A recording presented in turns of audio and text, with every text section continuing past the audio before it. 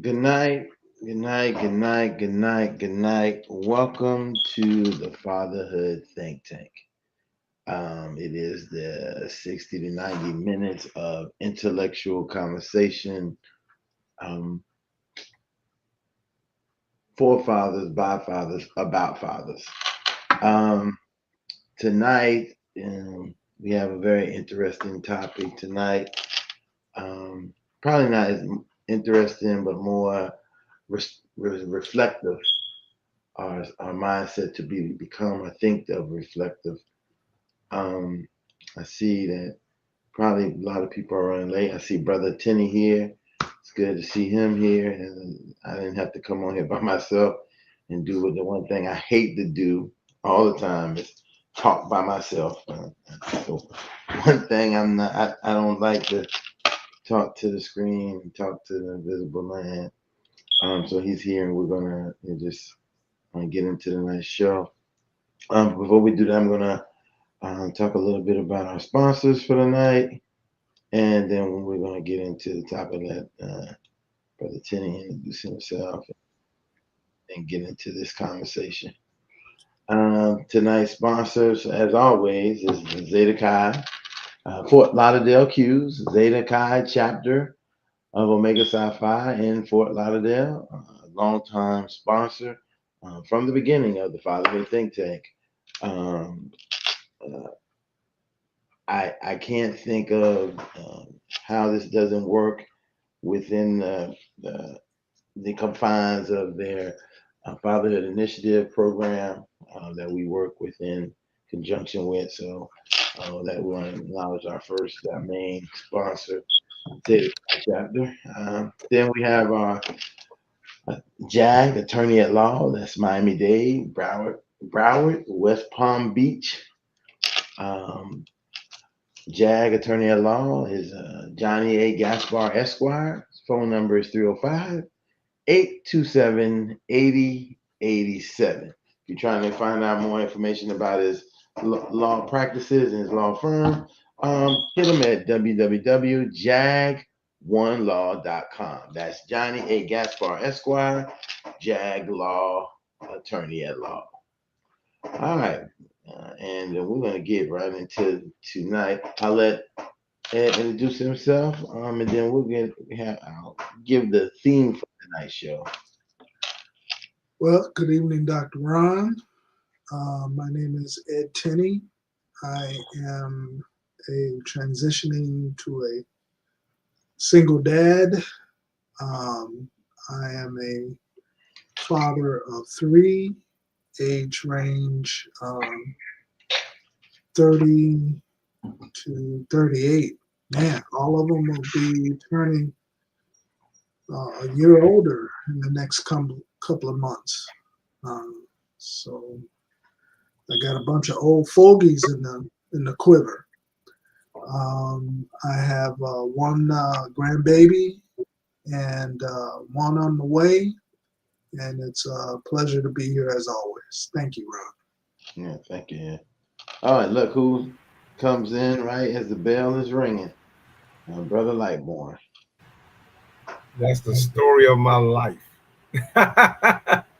Hey, good evening, gentlemen. My name is Lightborn. I'm a father to a tribe of 7 young adults, 3 young women, 4 young men, 1 granddaughter, 1 grandson, and it's always a pleasure to be here. So I'm Dr. Ron, the curator of the Fatherhood Think Tank. And tonight's show conversation was sparked probably for a number of reasons. For one, over the weekend, I attended a funeral for Michael Archer. Somebody say, well, some people may know who Michael Archer is, right? Because normally we only know people by their celebrity names, not their actual true names. Michael Archer. Michael Archer is Michael D'Angelo Archer. of the Archer family, whose family is 2, 3 generations of uh, ministers. His father was a minister, his grandfather was a minister, owned church, big Archers in Richmond, Virginia. But what really made me come with this idea for the night show is that, at his funeral, the main 3 people that spoke was his children. He had children at different age. He had an older son, Michael Jr., who is who very difficult. I felt the difficultness for me, so I know it was difficult for him. Michael Archer Jr.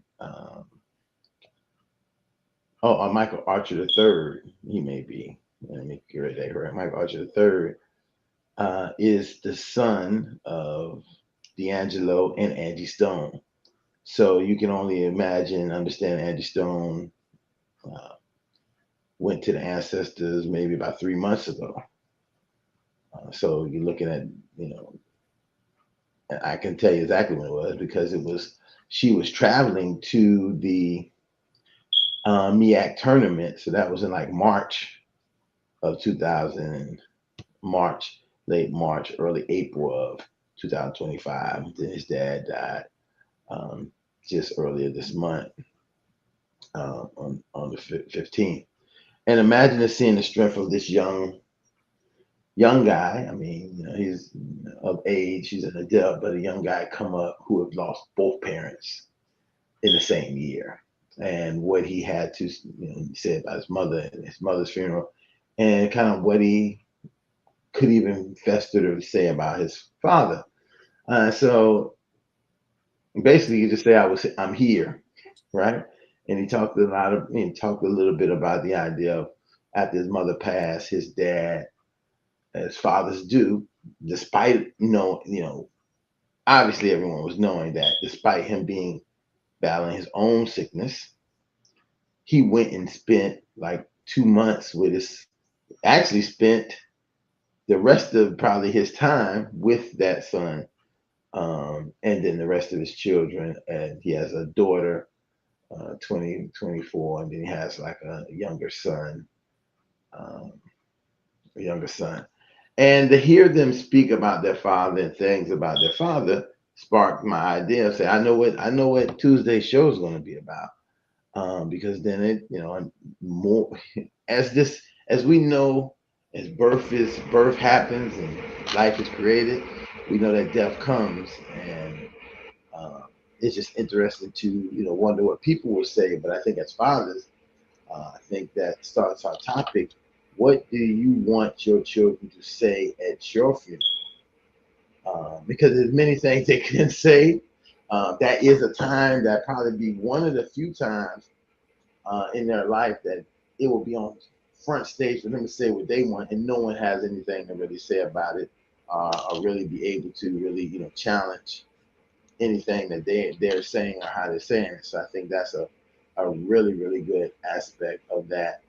So that's where this theme is coming from. I think another brother, and I think I said last week he had passed away. Um, Kevin Wardall, a good friend of mine in Jacksonville. And I'm just looking, and I keep seeing more and more people, every day, it's like 1, 2, 3, 1, 2, 3, 1, 2, 3. But now it's not the one, you used to have a whole thing, you had 3 people, 1, 2, 3. Now it's, just like there used to be 7 degrees of separation between us in the world. Now it's only maybe 3 degrees. It reversed to how many deaths happened in a row. Now we went from 7, from 3 now to almost 7. And that's something just to think about. And I think if any it says anything to us, is to remind us how and what we do with the time we have right now. I really think about it. And you have to think about, as a father, what are you doing with the time that you have right now, and how would that time be looked at for your children, who are ultimately your legacy, who will continue being and doing what you are. So I throw it out there to you guys. your thoughts. The question is open to you, but I think that we can get more into that conversation of uh, how this comes about. But I want to first just throw that question out to you guys. Not rushing you, not trying to become a pallbearer already. I'm not trying to be a pallbearer anytime soon. But definitely, would like for you to share some light to the bigger crowd, what that thought is for you. And as you're watching, folks, hey, just hit the button, like, share, subscribe.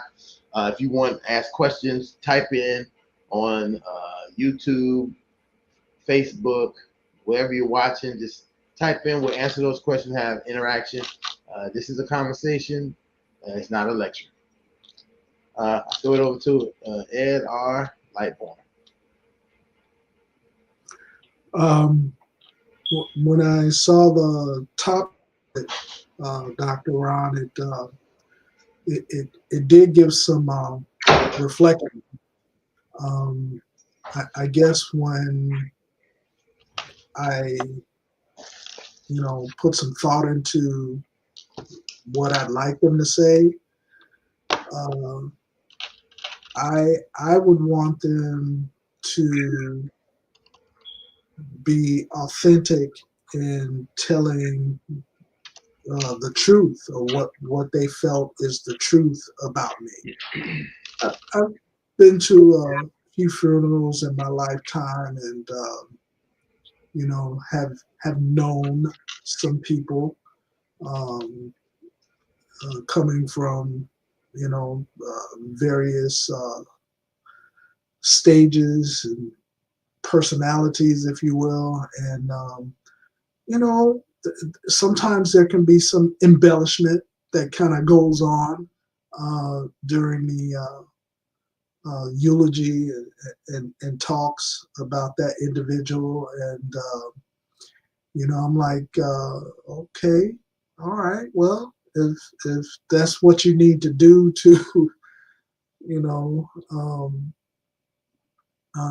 to say, if that's what you need to say, okay. I may not necessarily agree with the embellishment, because that's not the person that I knew. Not that it was terribly bad, but I guess I wouldn't want my kids to have to stretch the truth in order to make me look good, or feel like I'm a good person or something like that. I would just hope that they would just tell the truth, whether they thought I was a good father or a bad father. I would just really want them to uh, let the hearers know that this is who I was, good, bad, or indifferent. Um, I, I wouldn't want them to try and cover, over any um, um, deficiencies that I may have had. Hopefully, I would have been more positive influence than a negative influence. Um, but if I made some mistakes that they have learned from, I guess I would want them to tell the truth about that, Right. because that would be beneficial to somebody else, I think. So just the truth, just the plain, simple truth. Don't be making up nothing. As you say that, and I think that is, it's probably one of the more important and one of the more profound things that we would hope that people would do. And sometimes people will feel like, oh, that, sometimes because they'll say something they would say in the church, or I mean, at that time or at that moment, that, why do you say that? But a lot of times, that's what I think a lot of people would want you to do. Like, I mean, what was that?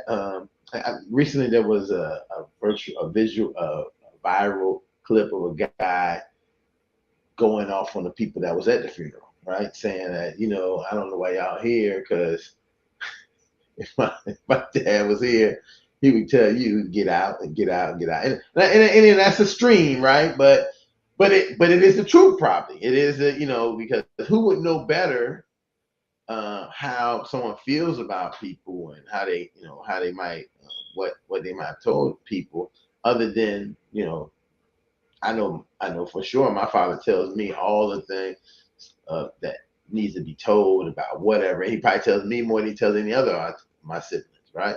So there is that point where I would know what to do, what not to do, how to do it. It isn't to my discretion, because as he always say, you can do whatever you want because I'll be dead, right? And that's his humor, right? His humor is like, it don't matter what I say you do, you'll do whatever you want to do because there ain't nothing I can do about it, and because it be what it be. But I think that of honoring people's wishes, and I think that part of being honest and transparent about what they and who and what they were, and not because you do see sometimes that there is this embellishment or that, like, everything was hunky dory, life was great. It was no, and that sets a tone for I think some type of dishonesty of the true challenges of life, right?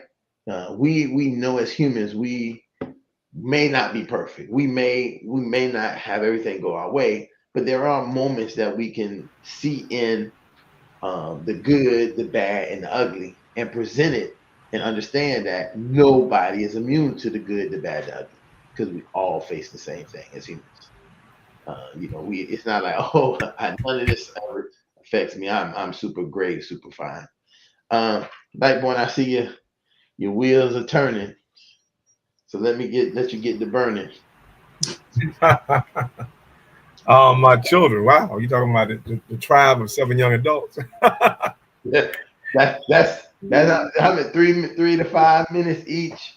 That's a lot of Right. time. You talking about man? That's like seven narratives. You count the 2 grandchildren. That's 9 narratives. So it's hard to say because they have different personalities. So the interactions and the relationships were definitely different. I think for my children, it's because the dynamics were so different with all 7 of them.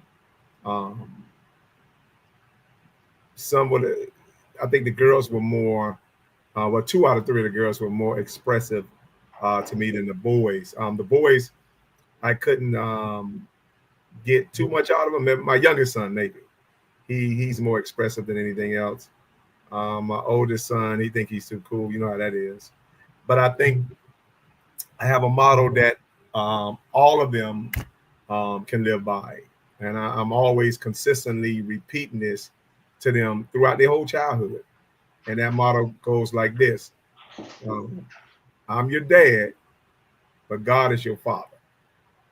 And that's the motto that I always reiterate, because I let them know that anything good that comes from me actually comes from him.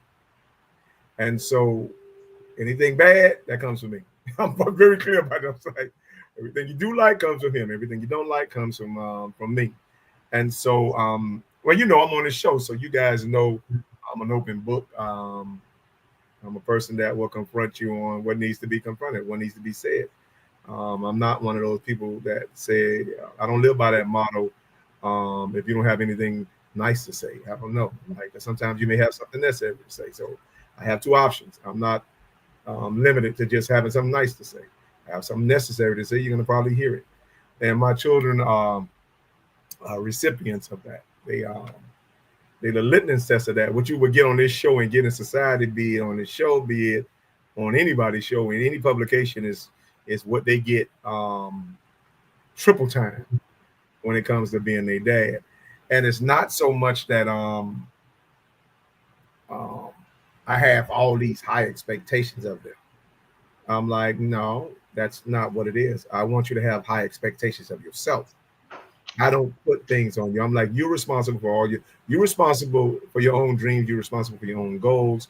I think when it comes to aspirations, I wanted them to be independent in having them. And so I wanted them to be individuals. It's 7 of them, but they could all be their own individual. But I do, and I was always clear with them on this. I said, man, I'm your biggest cheerleader. And if I'm your cheerleader and I'm your biggest fan, I need you to be my hero. You understand? So it's not so much about what they're gonna say about me, but I always let them know what I have to say about them. And I'm like, I'm your dad, but I'm also your fan. And if I am your fan, I need you to be my hero. And so I'm always, that is my expectation. You understand? So I'm like, whatever that looks like for you, I want to always be your fan, and I want you to always be my hero. Again, whatever that looks like to you. And so just simply doing the right thing makes me your fan, and guess what? Makes you my hero. And so that's when you got seven children. That's the dynamics that you have to balance that those different personalities. You understand? But you still have to love them each differently. So what they say will be 7 different books. Maybe 7 different books. One may be a drama, one may be a horror movie, one may be, I don't know, one may be a comedy. I just don't know. But you may get like 7 different movies out of 7 different children when it comes to talking about me. But I think as much as they may not say it, because I think sometimes they think daddies are superheroes. And they don't think that dads, sometimes they don't think they can do much for dads and something like that. Anytime you appear to be, and not so much strong, but confident, and you're always there to be some type of protector and provider, then sometimes your children don't think you need anything. But the truth of the matter is you do. You need to know that you're appreciated. You need to know that you're loved. And so I would rather them say that while I'm alive than at my funeral. You understand? Right. And so that's what I would like to know about. Because again, what they say at my funeral it really wouldn't matter, because I wouldn't be here to hear it anyway. I see that Robert Gene Robert Menard. J. Rob? That ain't J. Rob. J. Rob. Yes, I thought he got rich and moved to Canada somewhere.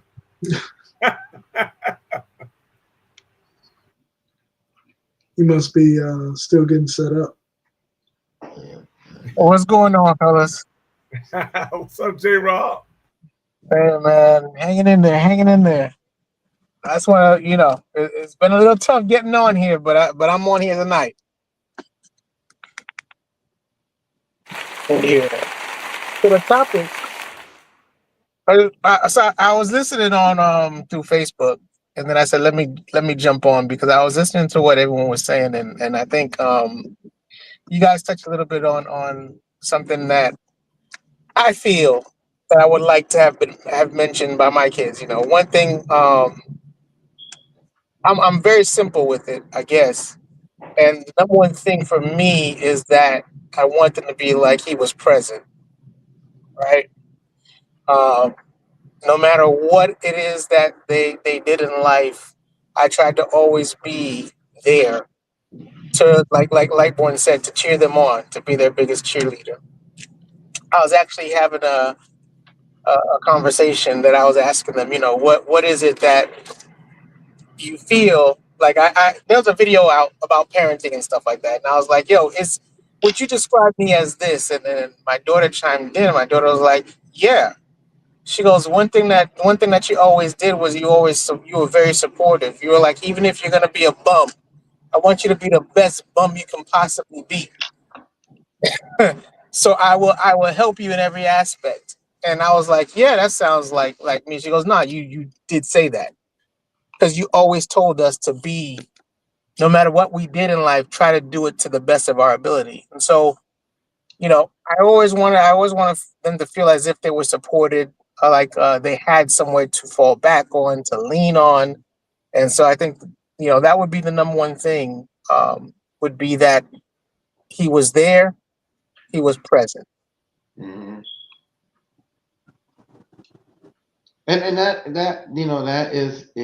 is very important. I think that sometimes we don't even think about how important that is, right? And not just what someone else defines as present, right? Because your kids define what is present based on the situation that they may find themselves in, because they can say your dad is lived with you, but he wasn't very present, right? He stayed in the house, he paid the bills. I seen him in the morning when he went to work. When we went on vacation, I seen him. But being present in my life, he wasn't that present, and he could have been. But then also some dads, who would like to be present and don't, and sometimes I hear this so often, right? And I guess this is becoming a cycle where, like, if somebody want to do something, they'll do it. And I hear that. I hear that. But in some instances, you have to remember what some of the setbacks is to just say you want to do some things. If you have a blank sheet of paper, and a pencil and an envelope to write a letter and send a letter to somebody, you have that ability. But if you don't have anything, if you don't get access, you're locked away in a cell, or the person's locked away in a cell and you can't get to them, you're not going to be able to get any message to them. You're not going to be able to even let them know that you're alive. So there is some challenges, but I think that when I think that is occurring, you have to always, as I like to say, you got to stay ready for when your time is. You got to act like you're on the bench playing behind the superstar. The second that they go down, you want to jump in and do your thing the best that you can do, because the coach may be saying, I only want these people to be in the game. And eventually at some point you might have to get in the game. Are you going to be ready? Are you going to be prideful? You're going to be spiteful? Be like, I ain't been in the game all this time. We losing. Now you want me to get in the game. You never know what you can do. And so I definitely say be ready. Be ready, be ready, be ready, because kids are watching. They're watching and they're learning. I mean, I was just having a conversation with somebody in reference to, like, what kids see is what they learn to be, right? You can tell them one thing, but if they see you do another thing, that's what they're learning to say, that's how I'm going to operate. Even though they told me not to smoke cigarettes, as they go outside in the car and smoke cigarettes, 9 times out of 10, you might be telling me not to do it, but I'm learning how to do it because I see you do it. And that goes for how relationships operate, how people involve themselves in relationships. I think of a lot of times people are saying, "Hey, we're not making it, but we need to stay together for this child, right? We need to stay together." And the way they treat each other, staying together, is the most treacherous type of relationship you could ever see. Because they're saying we need to do this for the child, so the child has a better life, a better way. And not thinking about that's ironic. And I'm gonna tell you why. I think you can't, and this is where we so dysfunctional at. You can't have an objective like because I think we have more of our relationship with our children is an objective, right? And so see it like this: our relationship with our children become an objective, and our relationship with each other become an option. You understand how dysfunctional that is? Right. Because I'm saying that to say this, I'm like, well, both of them, I'm like, both of these relationships are equally as important, but why the imbalance? Why? And this is how society pushes stuff. And so I'm like, listen, if the relationship with you guys are going to be an option, eventually the relationship with you and your child is going to be an option. Right. You may think it's not, but it will be. And so we really believe that relationship, and this is the burden that we put on our children sometimes too. We put such a burden on having a commitment with our children and not each other, as if they're not children. You understand? And adults are built for commitment, not children. And so this is where the dynamics and the viscery and the bitterness and the fighting come in at, because we often fail our children at the adults that we are. And so what we try to do is live vicariously through the child relationship, our relationship with the child, because we felt our relationship as adults with each other. And so we don't even put a standard or an expectation. I love when people talk about we have values and standards and all this crap. I'm like, you sure if you have it, you sure don't live it out. Because if you did, you'll put a greater emphasis on how you're gonna stay together and be with each other, and just as much as you raising that child. And where it is the child relationship outweigh the parent, the mother and father relationship. That is asinine. I'm gonna tell you straight up, it is. I don't care how you swing it, because the minute y'all break up, that child is broken. You may think not, but contrary to probably scientifically, he is. Or she is. But I think this is my what the point I'm trying to make on that is there is a way to separate yourself from someone that a lot of times the reason why things are being separated and being in a bad place, because the people feel like they don't want to be in that place with a person, right? So it takes you to be adults, to have communicate and say, okay, we might not can make what we're making, but we can make what we're making for our child. And that means that we have to have a relationship. We don't have to have like our relationship doesn't have to be in the same, and that's the confusion I think of it. We think that to have we don't know how to define the different relationships we have with people. We see this with women. We have men who think that, only relationship I can have with a woman is some that is sexual. And then because we only can have a sexual relationship, when people see you in that, people begin to say, well, you friend, he friends, they ain't friends. He waiting for his moment. She not a friend, she's waiting to try to get with when that's a theory that people are a construct that people begin to make. That's not the reality, because if that was the case, what do you say about brothers and sisters? Brothers and sisters know how to collaborate and have relationships that don't have to be romantic. I think that other human beings have that same ability, because attraction is not only sexual. Attraction is attraction that men have to each other. That's why I hang around these guys and not those guys. I'm attracted to them, but because we have this warped sexual miseducation that I would like to call it, we gravitate every relationship to having some type of sexual, or it has to have some type of thing that has to be deviant. And we can learn very clearly that no matter what religion you're in, relationship is about love. Not romance, not sex, but about love. And then what you do for your friend, like a friend, if you have a friend. People who are out here bumping uglies, they're not really friends. They might be sex partners, but they're not. A lot of times they're not friends, because once they become in a friend part, there's a different kind of respect you have, different kind of boundary you set. You also want what's best for them, and it's very clear, and we know this, that when people are in these sexual relationships and it's not clear boundaries, somebody's getting hurt. Okay. Well, let me. I want to take it back Go ahead, 2 Ron. steps. Yeah. Okay. So I want to take it back to 2 things. And if I heard correctly with Lightborn, because it was going in and out. I want to touch on what he was saying, because I want to follow up with just expanding on that a little bit. I think another thing that we do with our kids and adults do is set unrealistic expectations, right? So, and I think so. If I heard right, like I'm going from the aspect of a father who's not living in the home and what they would want their kids to say about them, right? And so I think Ron was saying how there's that gatekeeping situation when it comes to the parenting and everything like that. And I think fathers should strive for their kids to say he tried.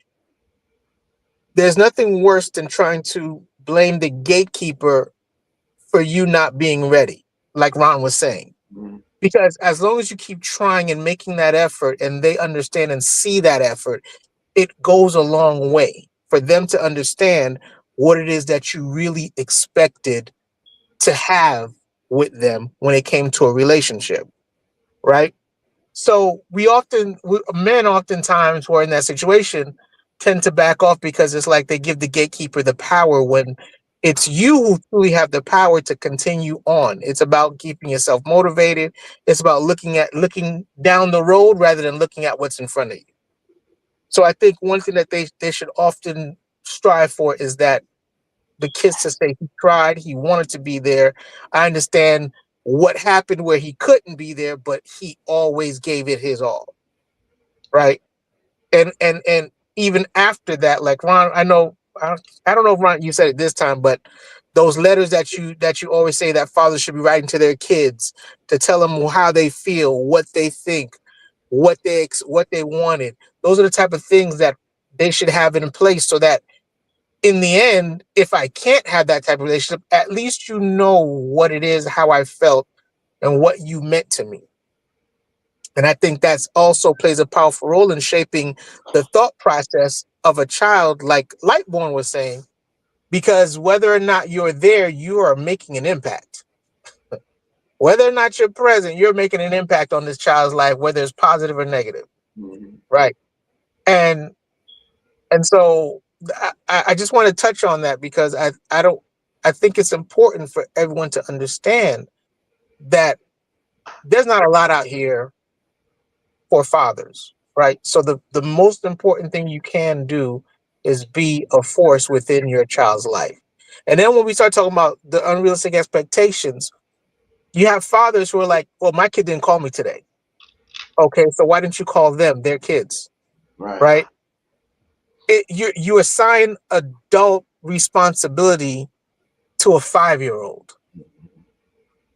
And we have to get rid of those ideas that a kid is going to be a kid.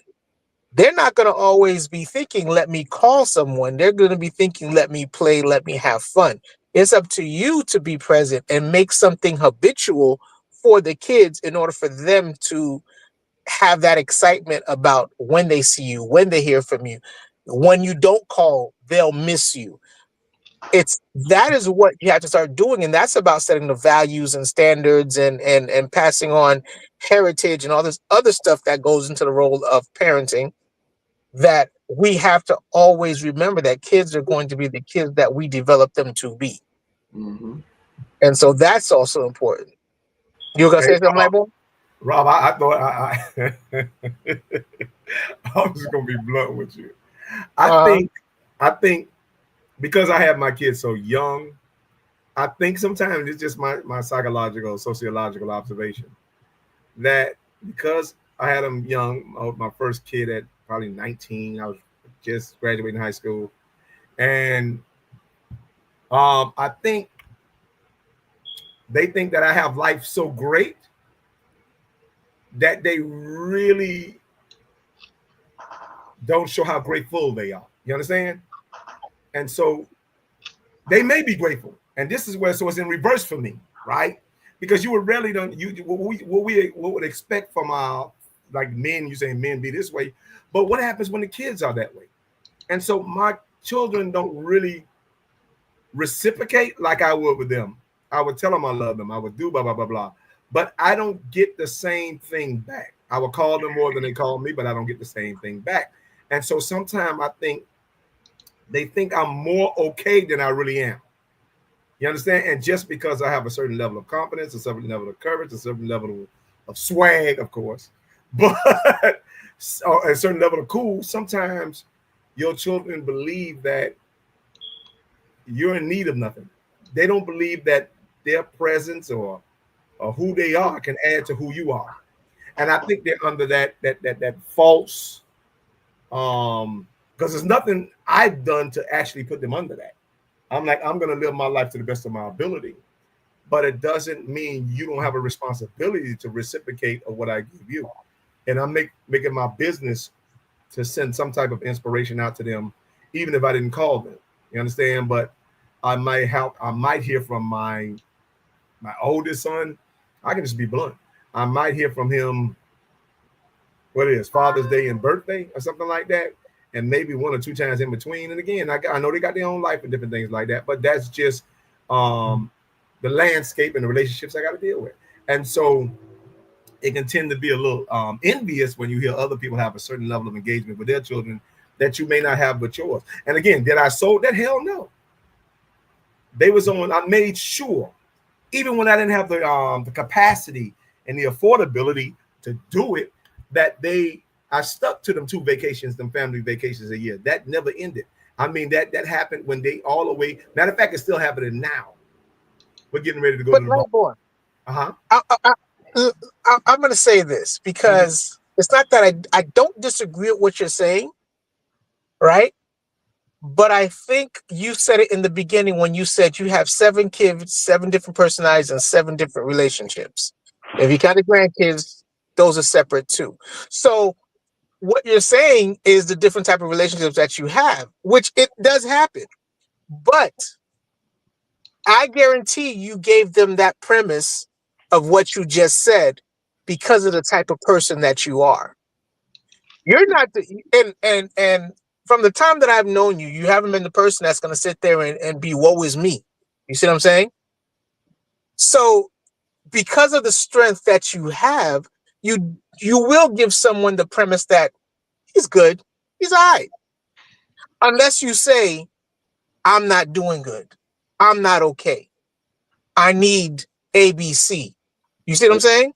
Gene, that is, and it's so funny that we're having this conversation because that is what the norm is, to be accepted as fathers, right? Exactly. It is this idea that you should be okay that your kids will call their mom 3 and 4 times a day. Mom just calls to it and don't call you at all. I mean, literally, they may not call you. Even, and listen, they may need something from you and still don't call you. They get their mom to call you to ask you and to get with it. And it's just and at some point it becomes this kind of point. And I speak directly for myself. I can continue to reach out to my child. She responds, but she doesn't initiate anything, right? And that's not her though. I understand that that's not her because our relationship as a young child wasn't like that. She initiated a lot of things with me. It's just that in this time and space, that doesn't happen that way. It's not happening. And again, like I said, I stay. You can go and look at her chat and look at her text messages and look at her phone log, and you'll see I'm punching in as much as everything. Listen, her birthday was yesterday. I was in boom boom. I told her when a gift was coming. I said all these things. Thanks. That's the response. Thanks. I since like very short and I understand. I understand because our relationship was a lot more. And I understand because she's like me probably. I'm not a text person. I'd rather speak to you in person. I'd rather be around. I'd rather have and so she doesn't know how to really respond in that, and then also dealing with whatever else boundaries may be in her house or her household. So that is what it is, or whatever that works. And again, that's why Lightborn said in that, and it sparked in me that this is a lesson that we as men and as fathers have to learn, that sometimes we can't get our panties in a wad, right? We have to realize that that's all happening and no one has a problem with it. Only we do. And then if we voice that problem, there may be some questions about what's wrong with us. We being sensitive, being some kind of way. Are you being sassy? Are you? Oh, you. What do you want from it? And I think that that's a thing that I say that at this point we might need to be advocating. So we can change that somewhat in the idea that, hey, daddies need love too. But Ron, I hear what you're saying. Okay. I think it's a generational thing, right? Because we're of an older generation, and we're I think this group right here reflects the generation that we're from. Where if we were to go to our kids today and be like, yo, We need to talk. I want to see you more. They're gonna be like, are you sick? Are you dying? You know what I'm saying? Because that's a good point. yeah, and because of the it's a generational thing. Like nowadays, you know, we're putting into the younger kids coming up now that you can be more expressive. You can show a little bit more emotion. But I think, and this is my opinion, and it's just, I think sometimes it's taken to a over degree. You see what I'm saying? Where that's where it's like, yo, you know, you can show emotion, but control it. You can express yourself, but understand there's still a time and a place. You see what I'm saying? Like, I don't know if I'm making sense, but like I think with Wait, listen, let me say, Gene, listen. It's this topic is so complicated that it's not looking for the script words for it. It don't exist because it's not even a conversation that people are even readily having. So right now we are right, breaking ground on something that you may not really get. Like I said earlier, this deep conversation that is almost very difficult just to be able to express in a tangible way because it is so much in our mind of one way that why even say anything? Just be strong. Bro, I'm gonna do a confession real quick. And so when we on this show, I hear Teeny, and I hear Teeny relationships with his kids, and and it takes me straight into my Bernie Mac mode with my kids. I'm like, wait a minute, you can get all of that out of your kids? So I started thinking about my kids like these son of a bitch. I'm like, wait a minute. Teeny can get all of that out of 3 kids. I got 7 of you, you jokers, and I. And so when I think about it, but I thought about it, I said, but your disposition, your delivery, their experience, their conditioning is not Teeny. Teeny's a very gentle soul. Me, I'm very dogmatic. And so I think there's a certain level of intimidation that may stunt the appreciation of my children, that they may not feel, sometimes they may not feel like they're good enough to be my children. Not that I make them feel like that, but sometimes maybe how you carry yourself, because I'm like, listen, I remember I told you, we're not grown men, we're growing men. I'm like, listen, I still have dreams and goals I want to achieve, but it was never at the expense of y'all. You understand? And so I'm letting them know that, listen, even as your father, I still have goals and dreams and aspirations where it will seem like for some father, or just the stereotype of fathers, that we don't. And so when you tend to keep striving as your kids are still striving, then it may look like a competition to them. You understand? Now understand that I'm like, I'm a human being with goals and dreams that I haven't accomplished yet as well. But it never stopped me from being your father, and I never sacrifice you as my child, you understand, to achieve my dreams and my goals. So I think a lot of those dynamics may play in to relationships that I have with my children. Again, I am fairly young in age with my children, and I still look, a certain way. And so sometimes that can be received as different. Maybe if I wasn't as young as I am, or keep myself up a certain way, or stay engaged and stuff like that, because I think sometimes when you in the know and they're in the know and they're like, well, Dad, they may feel like you may be on the same level and not see me as the father I really am, versus the almost like a brother type situation where they feel like They what? don't. More perception is what you're saying is, you'll be surprised at the perception that you have versus the perception your children have about who you are, and it's day and night. Because I remember, sitting down with my daughter one time at lunch, and we were just having like general conversation. And the stuff that she was saying, I was like, "That's how you feel? That's what you think?" And she's like, "Yeah." Well, my perception was like total opposite, because I'm like, like you said, you know, I talk to my daughter every so often, but it's not as frequently as I would like it to be. You know what I'm saying? Because she's doing her thing. She's doing, she's living life. So, but when we get together, we have conversations and the stuff that we talk about. It's amazing just how they perceive where you fit in versus how you perceived where you fit in. So hearing you say this, it's like sometimes we just need to have that candid conversation with our kids to say, hey, you know what? It's not that I need you to toot my horn, but I just need to know that you felt like I gave you what you needed and you still feel like you can come to me if you need something. And just hear what they have to say because you'll be surprised. You'll be surprised on what you get back. But let me give the other part of that. In their defense, because I can't say it's totally a washout. Uh-huh.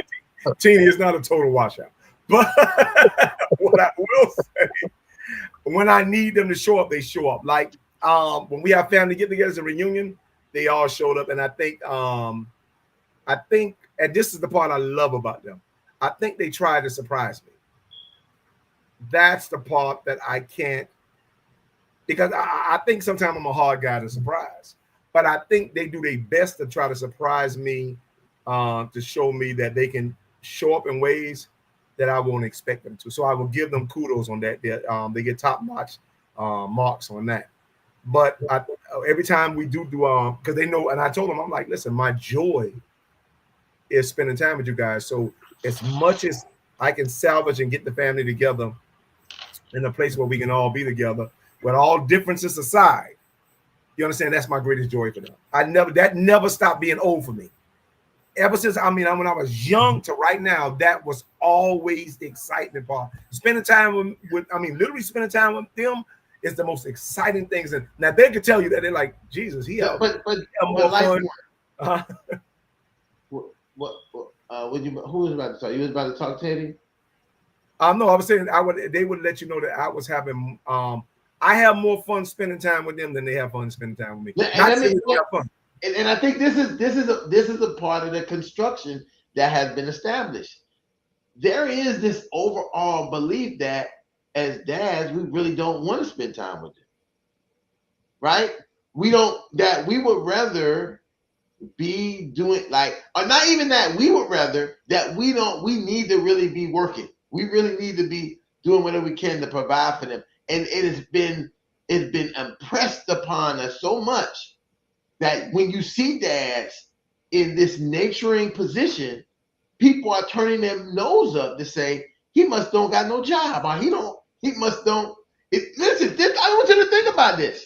If you see a guy who has ability to work from home or have the ability to have finances to do certain things that look as motherly duties, but really are parent duties, people will frown on that person. And because our society says, oh, he must ain't got no job, he got time to be with the kids. No man ain't got no time to be with no. I heard this a million times. The man ain't got no time to be with no kids. He got to be doing something else. Whereas I think that is one of the biggest myths or misnomers in this society for fathers, that fathers don't want to be bothered with their kids. They definitely do. They definitely want to spend the time with their kids. And you won't get to see it. But I think about this. A brand new baby is born in a household.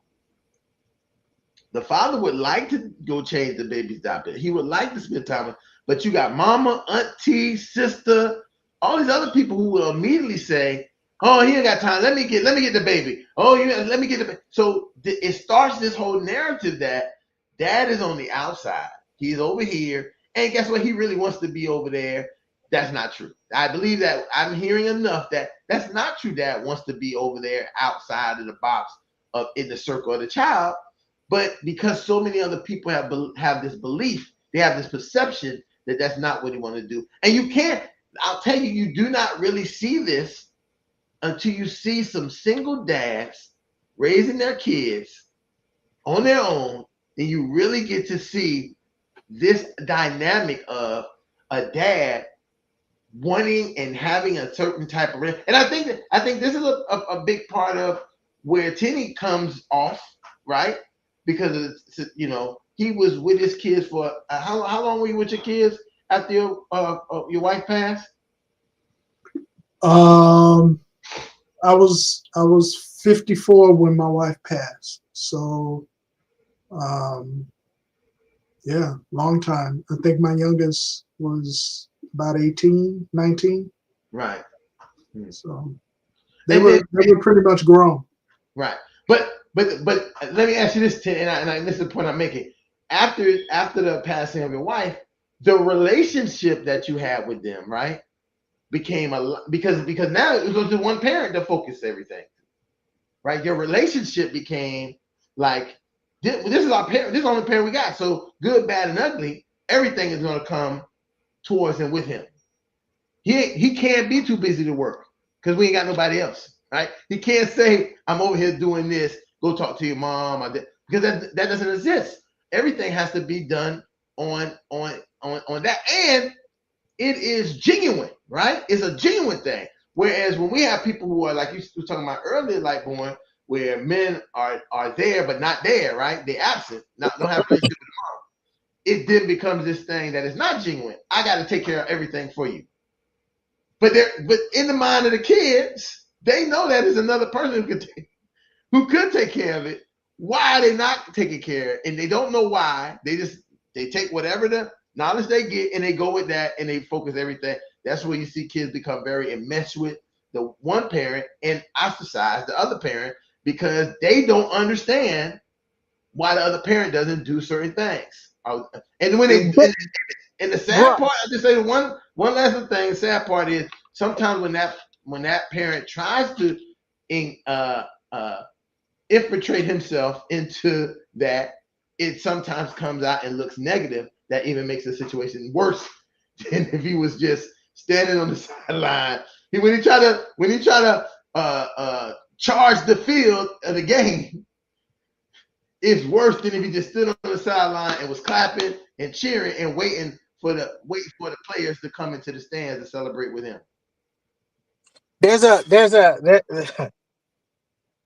I'm gonna say this, right? Because there's certain things about what you said that I feel is the reason why, right? You're correct, and when you say everyone steps in, right, 100%, and then they start to say, "Dads don't know anything anyway. Let me take care of this," right? Right. That's the next thing they do.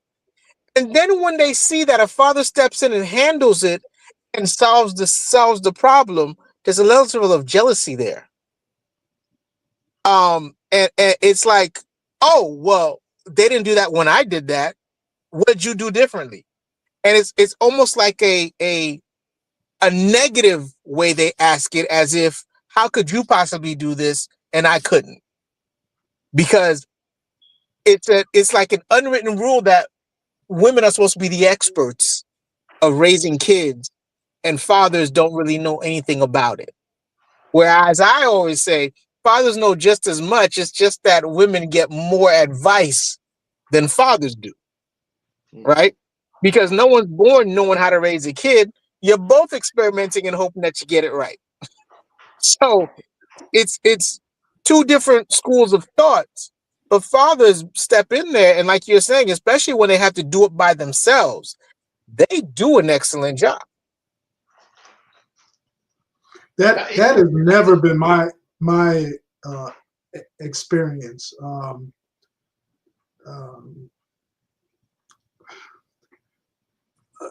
A quick example of what kind of changed my narrative in how I interacted with my kids as they were growing up. I remember one time I could have been in my mid-30s. I just started, it was a transfer. I just started a new position here in South Florida, and was able to get this house. The job provided, a lot of things with the transfer. And so I was anxious to invite my parents down, just so they could, hang out, see what their kid was doing. And I remember taking my father to the store or something like that, and just letting him know that, Dad, I'm really trying to do this thing. I'm really, trying to raise. All three of the kids were born. They were at various ages, and my dad said something to me that I never knew I really needed to hear, but it was so powerful. And he only said it that one time. He said, son, I'm proud of you. And I'm like, I'm driving and I'm hearing this, and I've never heard that type of intimate language at all coming from my dad. And man, that resonated with my spirit so much. So I'm like, Dad, thanks, because I'm really trying out here. I'm really trying to be the best, dad I can be. And from that point on, I resigned myself to be as much of an encouragement to my kids as possible as they were growing up, because I didn't know how much I needed it until I got it. I wanted to make sure that they didn't need it, that they got it without having to need it. So as my kids were growing up, I'm constantly, my daughter, international baccalaureate program, graduating with honors. Girl, I'm so proud of you. My son getting into Hampton University as a walk-on football player. Son, I'm so proud of you. All these moments, my youngest son, establishing his acting career and all this other kind of stuff. I made sure that they heard from their dad how significant their achievements are, and that I was genuinely proud of their success and the things that they were able to accomplish. And it was just from that one incident where my father, told me that he was proud of me. And I just never knew how much I needed that. And I guess I say that to say is that, Lightborn, I don't know what he thinks of me as this father or something like that. But, I'm just being transparent. It's that lit a fire under my fatherhoodness to make sure that I would never ever be a discouragement to my kids, even in silence, because my dad was silent. I never knew how he felt about me. I never knew. I know he loved me because he was there, but there was silence. I never verbally heard anything from him until he said something, and that was such a impactful thing in my life that it literally transformed my thought process and how I was going to interact with my kids going further. Uh, uh, as I continue to raise them, with their mom. So I guess I say that to say, as fathers, sometimes the inaction, the nonverbalness of our parents can teach us stuff. And it taught me that I'm going to make sure that my kids know and hear from their dad. And I think that may be the reason why they are so interactive with each other, I mean, I'm so blessed to be at this age right now, just to watch them interact with one another. I mean, it's like watching a TV show with them. They're so fun to watch because they support one another. You know, if they're sad, they empathize with one another. I mean, it's just amazing to watch. And I often think I'm like, man, I guess I had something to do with that, but I'm like, wow, where did they come from? I have no idea where they come from. So anyway, that experience you were saying, Jay, Robert, I never had that. I think that again, this conversation. I have to always bring it back. These conversations are not monolithic, right? Our experiences of how this operates is almost subjective to our experience, and not objective. You know, a lot of times the idea of how we're supposed to operate becomes objective. Like it is an idea that you should, and this is what happened to you. This is what's going to happen to you. This is how men do this. This is how fathers do that, and they don't take into account of our humanness. I'm somehow I'm almost becoming. Used to be a solution focused, strength-based therapist, but I'm becoming a humanistic therapist because I'm realizing that we are losing so much of our human being way, our human thought pattern. The idea to understand that we are not perfect. Nothing we're going to do is perfect, but we can work it out through communication and understanding of who we are and what we are to each other. You know, that's where the part where the mothers and the fathers have to realize what they are to each other. You may not be romantic no more, right? Cool. You may still be you may still be upset that this is not what you wanted, but this is what you got. All of that is fine. But once you can deal and say, hey, this is a human mistake that humans make, and I'm going to continue dealing with you as a human so our child can grow up to be a better human, right? Not just because that's what we're supposed to do, but this is a part of what we say that we are. We were giving. I had an argument. I had a discussion. I had a discussion last night about what we were given as human beings and what our responsibility is. Right? I said that we are not that we're not that, but we are so egotistical that we believe that we're the only people who do that. Because we only like the study of anything is we studied it to tell you about the study of something. Ants don't get to tell us about the ant kingdom and how it operates and how the colony works and all. We don't get that. We only get to study it from our point of view, and we tell you what we think about it and how it operates. When we talk about other mammals, because somehow a lot of human beings don't believe that they're mammals. I don't know how that comes about. That we're, you know, if a typhoon is coming, right? We are oblivious to that. We're standing there still at the beach, drinking pina coladas. All the animals done left.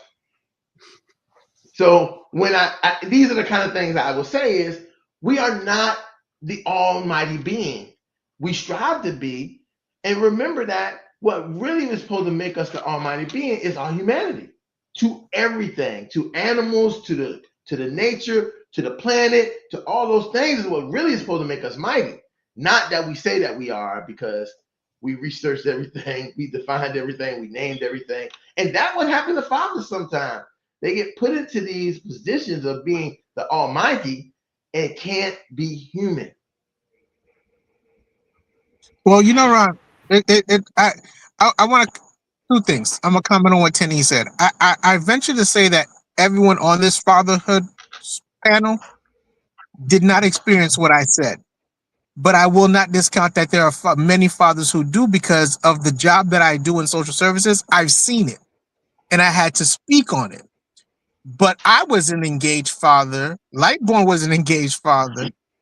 And Ron was an engaged father. So we all, it's not that we experienced it, but we know someone who has. And I within the work that we've done And so it's very interesting. And I think that what Ron is saying also, you know, when he's saying that we're put into a category separate of who we actually are, it's very true. And I think that because of that, we try to live up to it, or an expectation of it, not allowing us to be humanistic, right? Because if we have a crack in our armor, then everyone else is going to fall apart. And that's the mind frame that we're drilled in with, right? So we have to make sure that we're good, even if we're not, because our spouse isn't good. So we have to be there for them. Right. And when it's time for someone to be there for us, who is it, right? And so I think that we all need to just understand, like you're saying, Ron, is that we do have a humanistic aspect to us. We have to understand who we are as a human being, where we fit into a relationship, and who we have as an outlet to talk to. Because oftentimes when you don't have anyone to talk to, you feel alone and you suffer in silence with everyone around you, when there could be several people going through the same thing you're going through, and you can have an easy outlet. Well, Gene, let me say two things. First, I'm going to come back to Tinny, but I'm going to say what you said. And there's no perfect example. If people want to have an example of it, is in Black Panther, when Black Panther was thrown off of T'Challa he was the protector of his people, his family. When he was thrown off the cliff by Killmonger and was wherever he was, whatever, who brought him back? It was his family and his close friends who brought him back. And this is the part that we have to, as men, begin to understand. Because I watched the movie, the son was popular, he came, but he was hurting so bad that he wouldn't let his family even get involved to heal him. We have to understand that we can only do so much, but remember, our village, not just kids, the kids don't just need the village. We, as the men in the village, need the village. Agreed. As well. We need the village to rebuild us up so we can protect the village and continue to go and not feel like we have to do it on our own, do it on our own, because this is the part that's killing us most of the time. Now, back to the Tinny's, as I would say, experience with his dad. This is 100% a perfect example of learned experience. He learned how important this was based on how he felt when it happened to him. And a lot of us are doing that constantly, not in the same way that Tinny has exposed it, right? He exposed that when his dad told him that, from that point on, it built in his brain to say, this is what I'm supposed to do for my children, right? This is how I should be able to provide this, because not because his dad did it, because he knew how it made him feel. See, this is the part that is so phenomenal, because we hear about this phenomenon, this type of phenomenon all the time, but really sometimes really on a negative to positive aspect, like, oh, I didn't have a dad, I know how that feels, so I'm going to do all of these things to be the dad for my kids, and that's where we know, that's where it normally happens. But in the way that Tinny describes his experience, it was the learned experience of the dad who put the seed in him, even though he wasn't that man. But at some point, he recognized that he needed to put that seed in Tinny, and he built him to the point. And sometimes that might have been even, Tinny, I think about it, is your dad recognizing, finally, as I say this all the time, when I talk about us as being with dads, is we're looking at our own dads and things that they've done. We heal our dads and we don't know. When you were able to have that kind of energy for your kids, he looked at himself and said, this is something I wasn't able to do. Well, and I would tell my son that I think I'm so proud of him with that. But I think it was the perfect time, and Tinny kind of set the tone for everything because I have to look at the environment and I have to look at the circumstances. I think it was the right timing for that whole situation to happen. Teeny said that once he when he had got to a certain particular plateau in his adult life, that he remembered his parents and brought them down and welcomed them into his new life as an appreciation. And so I only see his dad saying what his dad saying to him as a reciprocation of that appreciation of that particular moment. So that moment was really leading up to that moment. It was just timing. Matter of fact, I'm giving a good example. My mom, she wasn't the type, the nurturing mom. People always say my mom was a very wise woman, very outgoing, very, you know how most parents are big mamas? Well, my mom was a little mama. So I'm just saying when my mom was an entertainer, she's very energetic. She can light up a whole room. That's just my mama. That's just her. Big personality, small woman. But for all the things she ever said about me, she never said years. I mean, she was very proud of me, but she never told me. And I didn't find out that she was proud of me until she passed away. And she did this big show in the Bahamas at that particular time. Big show. I never knew how much of a big celebrity she was. Because, so again, she's my mama. And so she's not a celebrity to me. You know what I'm saying? I would never see her as a celebrity as her child. The dynamics is just, I mean, it's just not going to be what they say. The math is not mathing.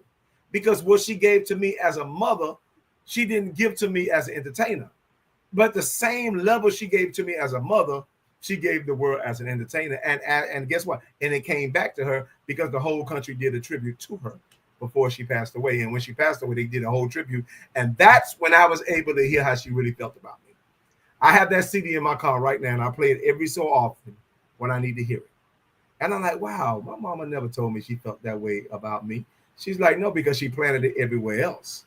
And so once I got to actually hear her say it on a national radio show on how she really felt about me, it was the closure that I needed, you understand, to really let her move on and to let me move on as well as but son. you know, Lightborn, as you say that, I think that this is so important. I think that we're going to probably have to have this show a generation show, transgenerational show, because your mom never said it because she was almost maybe taught not to say it, right?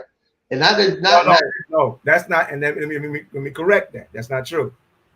My mom never said it because she knew her son. And what I mean by she knowing her son is because remember I told you I can be confident and I can be a little overconfident at times, and then be honest, in some cases I can be a little arrogant at times. When your parent know you, they know you. And she said, you know, no, because if I tell him at this particular time in his life, he has the personality to think that he's arrived. That's how wise she was and I'm gonna be honest, she's 100% correct. And so you have to trust the wisdom of your parents to tell you what you need to hear when you need to hear it. But I think we have come to a certain level that we confuse needing to hear something with being entitled to hear it. We think because we accomplish things when we accomplish things that they need to acknowledge it when they need to acknowledge it. And that's not wisdom. Wisdom says, I'm going to tell you at a particular time in your life when you need to hear it, and that is not right now. And well, I mean, I'm gonna do you one better, Lightborn, because I agree with what you're saying, but the wisdom is I'm gonna tell you when you've reached the potential I know you could. Because a lot of times you have that that parent that is always complimenting. Oh, you know, you do something small. Oh my God, you're so smart. You do something, you know, everything is like, oh, this big whoopla, right? But then you have like strategic parents who say, like you said, I know you can do this. I'm going to wait till you get here before I tell you good job. Because if I tell you good job back there, you think you're done. But you're not done. So let me let you arrive before I say good job. And that's strategically placing it so you know that you're setting that bar where you know that potential is. And I think that is understanding and knowing your kids, like you said.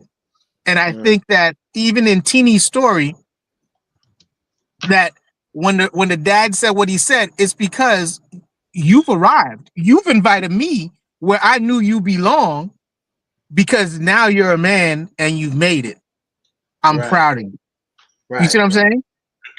Right. So it's about understanding also for me that what we see as parents in our kids, we know they can achieve it, and when they finally achieve it, we're telling them, hey, you know what?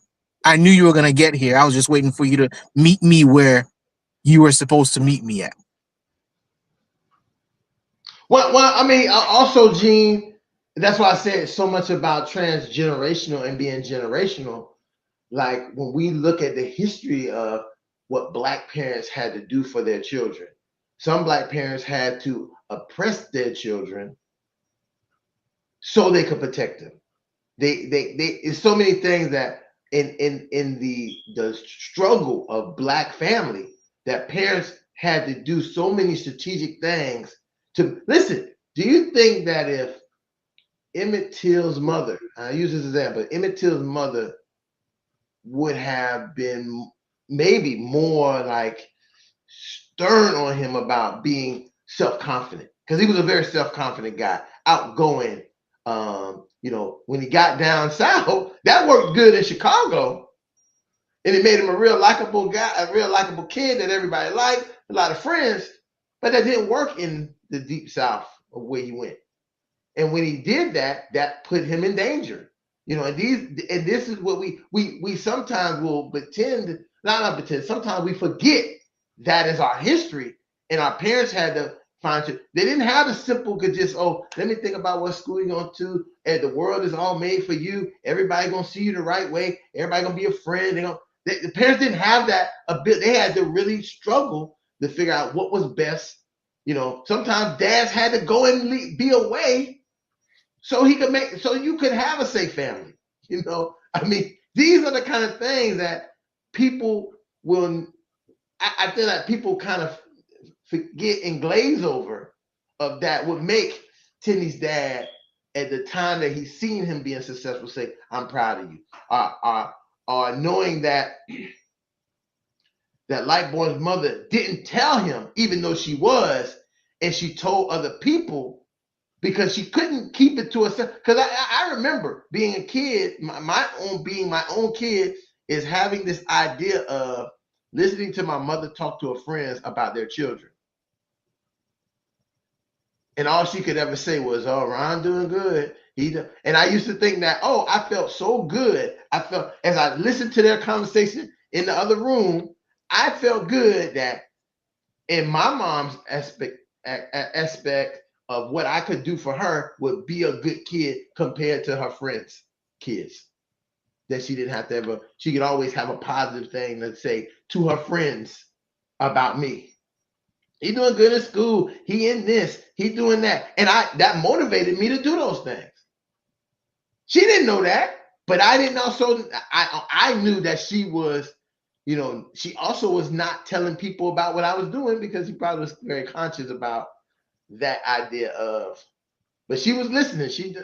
I sure heard about her friends' children, and it was doing so much. I was like, boy, I'm glad I'm not like that. I'm glad I'm trying to and that motivated me to do the right thing. I ain't do everything right, but I looked like I was doing everything right. So, hey Ron, you at time, baby. I got to go. I got it. I got you at time. That's so.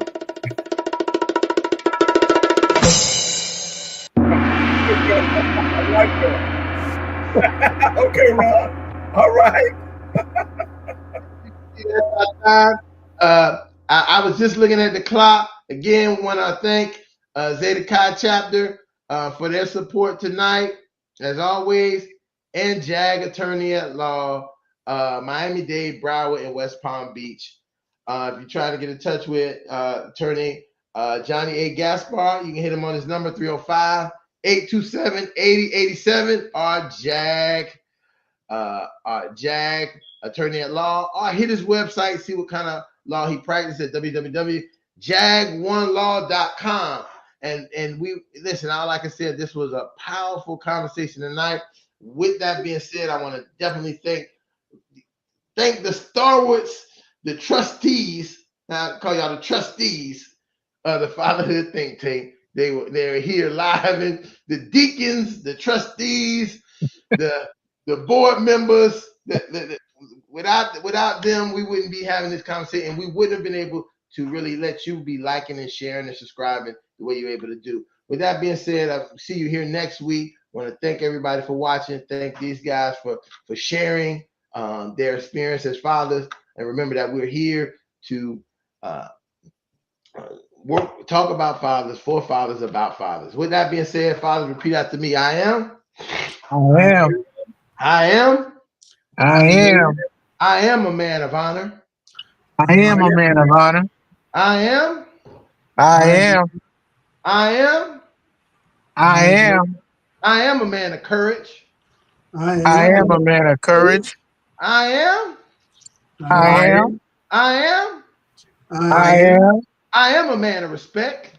I am a man of respect. Fathers, I said that I am. I am. I said that you are. You are. I say that we are. We are. Championship